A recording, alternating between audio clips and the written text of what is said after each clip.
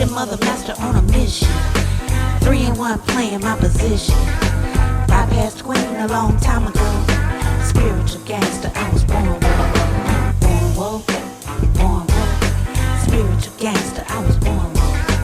Born woke, hey, born woke. Spiritual gangster, born woke. Greetings, my lovelies. Hi. How are you? Welcome to the podcast, Maiden, Mother, Master, and the men who love us. It is a beautiful, sunny sunset here in Atlanta. And it's been a minute since I've done a podcast. I'm going to put a few up back to back because I've been recording them, but the process of putting them up has been eluding me because my time has been extremely put upon, for lack of a nicer way to say it. I've been spending a lot of time doing some things that are good for the greater good, however, not so good for me in my own carving out of private time. And my private time is when I do the podcast. So there will be a few back-to-back that hopefully won't be out of sync, but will be a little bit dated because I did one right after the Super Bowl here, and boy, it was great. The Super Bowl was outstanding. And now we're a few days after the Oscars, and that still has me in a bit of a whirlwind, even though I, of course, didn't go. I'm an actor, so I paid attention, loved it, loved the ceremony, loved the fact that there was no host. That was really good. It made everything flow. It was very quick. It just went from award to award. It was lovely. It was a lovely ceremony. It really, really was. And in my opinion, based on the films I have seen, the right film won Best Picture. I heard there's a bit of a brouhaha with Spike Lee storming out and some other, people who were upset that the movie Green Book didn't solve all racist issues for all time, which is stupid and ridiculous to expect from one film. I understand the family is in a bit of a tizzy because Don Shirley, the African-American gentleman, beautiful pianist who the movie is partially about, wasn't portrayed in a more full or complete light when the movie is based on the book by the driver's son. So quite naturally, it would focus a little bit more on the driver's perspective. But I felt that I got a great view of who Don Shirley was. Mahershala Ali is pure magic. The brother is magic.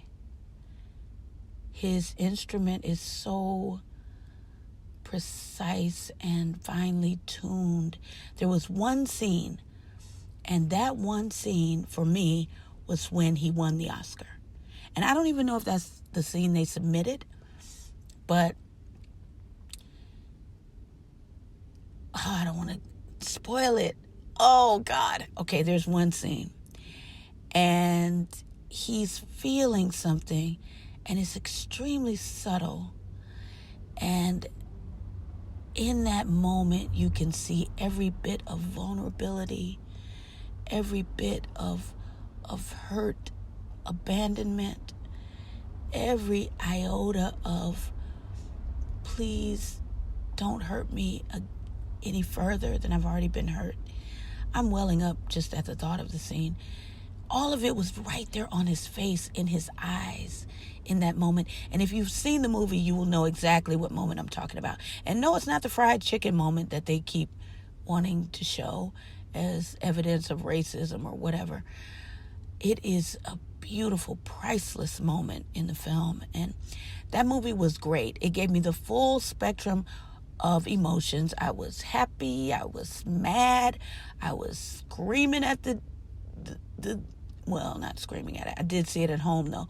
So I was angry in parts. I was moved. I laughed a lot because it was a comedy. And I cried. And I felt just a sense of redemption, which was, it was beautiful. That was a great movie. And just like Moonlight, which won a couple of years ago, it was just pure magic, and Mahershala Ali brought the magic, in my opinion. I did see BlacKkKlansman, which I also enjoyed thoroughly. I thought it was great. Spike has always been one of my favorite directors. When he put movies out, I used to read every book. He used to put out books with each of his movies. Because he was an independent filmmaker, and he is my sole inspiration for becoming an independent filmmaker, he put so much beautiful information out there at a time when you couldn't just buy a DSLR or a film camera. You really had to raise money to make a movie, and movies really cost a lot of money to make. Now you can take your iPhone X and make a blockbuster if you want to, but at that time he was writing books for each and every one of his movies, and I was voraciously reading them as a kid. I didn't know why, except that I was sneaking and seeing some of them because some of them were R-rated, and then others I could see. I was a film buff. No one else really in my family. No one else was, and so I kind of had a separate life. So I was sneaking and seeing Spike Lee movies, and then buying and reading the books, and he always took us on a magical ride. His journeys were interesting and quirky, and always really creative. So Spike finally has his Oscar after being overlooked, snubbed, and robbed for years. He went home with an Oscar. Spike Lee has an Oscar. And that makes everything right in the world. So yeah, that just happened, and I have a little buzzy afterglow after certain award shows, the Oscars being one of them. So I don't have really a lot on my mind today.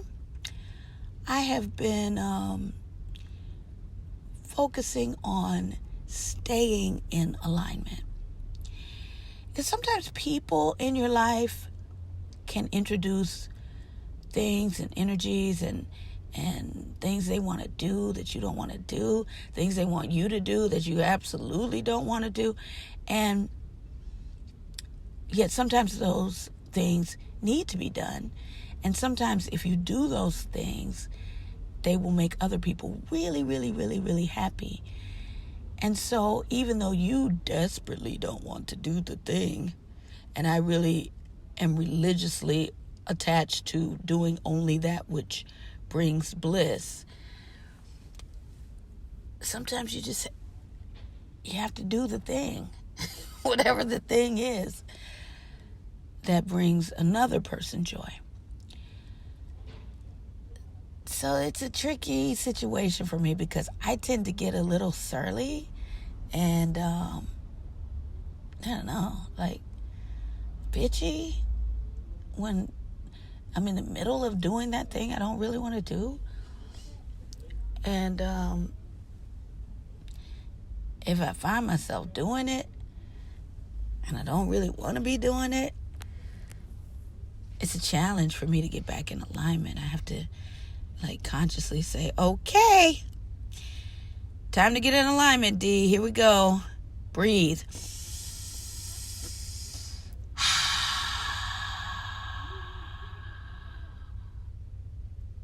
And then breathe again.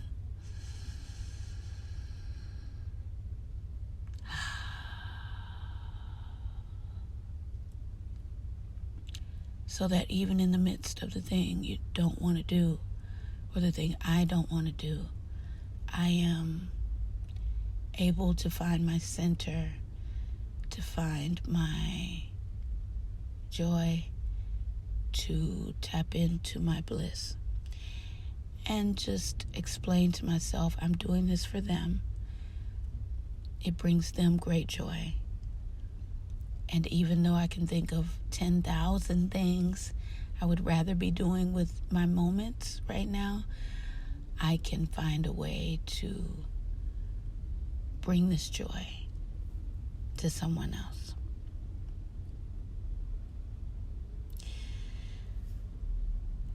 So that's what I'm dealing with right now, and that's why I find myself in my car creating a podcast all alone as I wait for someone to come out of somewhere, a place that I don't want to be in. And we're both happy. They are doing what they want to do, and I am doing exactly what I want to do. So your bliss is in your hands. My bliss is in my hands. It's a choice. I can choose happiness, or I can choose to be ornery and bitchy. And it feels so much better to be blissful. So that's what I choose. That's what I choose in this moment. I've been missing y'all. I like hearing from you. I love getting your emails. I might start reading some of them on the show. I definitely have some interesting guests coming up. So that is going to be good, because I love interviewing people. I know you can't tell from how few interviews we've had with this many shows under our belt, but this is an ongoing journey, and I definitely will be bringing you some interviews. And find your bliss. Embrace it. Don't let anything take it away. Just decide, even in those moments when you're feeling most misaligned, that you can easily get yourself right back in the now, in the joy, in your peaceful stillness, really by just breathing. That's all it takes. I love you so much. I am, oh, there's a car passing by with loud music. I don't know if you guys hear that, but I'm going to close out for now. This is a short one. I have to walk back to meet my other, and I want you all to have a glorious day, have a glorious week, have a beautiful, beautiful, blissful time doing whatever it is that you're doing. And if you can't find your bliss, and if you can't tap back into it, doing whatever it is you're doing, then it's time to make a change. You know it, right? You know when it's time to make a change. And I want you to do that if you feel it's time, okay? No one's going to do it for you. You have to do it yourself. I love you guys. Love you so much. And I want you all to live your bliss.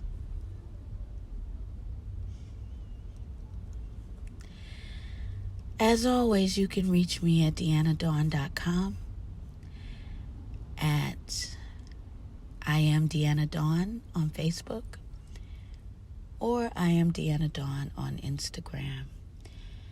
I'm also on Twitter at Deanna Dawn, and I look forward to seeing, hearing from, experiencing the listeners, because I do this because I have things to say. Hopefully I have insights to share that you can benefit from. And I benefit tremendously from feedback. So if you like the show, subscribe. Give me a 5-star rating. And tell someone you know about it. Not nearly enough people are listening to podcasts right now. So we're gonna spread this movement and get the whole world on board. Okay. All right. Till next time, my beauties. Peace.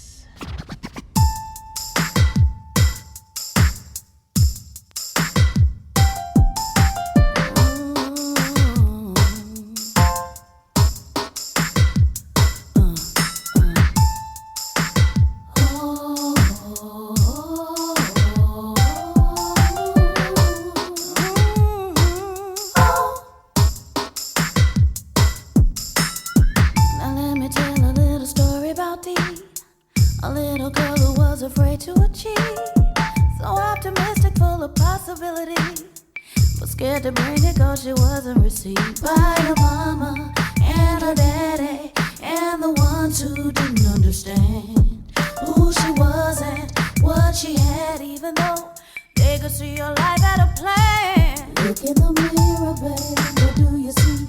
Come on and sing it now if you believe.